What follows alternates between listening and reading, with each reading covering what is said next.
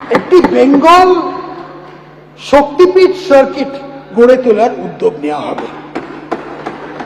একটা প্রধান জেলা শহরকে কেন্দ্র করে একাধিক মন্দিরকে সংযুক্ত করে উপযুক্ত পর্যটন কর্মসূচি তৈরি হবে, যা ভ্রামরী দেবী, নন্দিকেশ্বরী, তারাপীঠ, বক্রেশ্বর, ফুল্লরা এবং কঙ্কালতলা মন্দিরকে অন্তর্ভুক্ত করবে।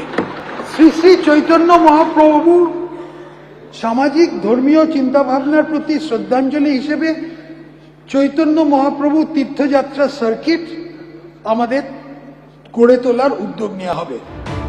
বীরভূমে মোট 5টি সতীপীঠ রয়েছে। বাজেটে শক্তিপীঠ সার্কিটের ঘোষণা শুনে উচ্ছ্বসিত যে কালীঘাট ও তারাপীঠের বিখ্যাত কালী মন্দির, জোড়াসাঁকো ঠাকুরবাড়ি, মদনমোহন মন্দির, জল্পেশ মন্দির, ঠাকুরনগর ঠাকুরবাড়ি, মা কল্যাণেশ্বরী, তারকেশ্বর, কঙ্কালীতলা, কিরিটেশ্বরী, কোন্নগর এবং বিভিন্ন শক্তিপীঠের মধ্যে ঐতিহ্য বহনকারী স্থানগুলোর পুনরুদ্ধারের জন্য আমি একটি সর্বাঙ্গীন পরিকল্পনা প্রস্তুত করে হেরিটেজ কমিশন পুনর্গঠনের প্রস্তাব রাখছি।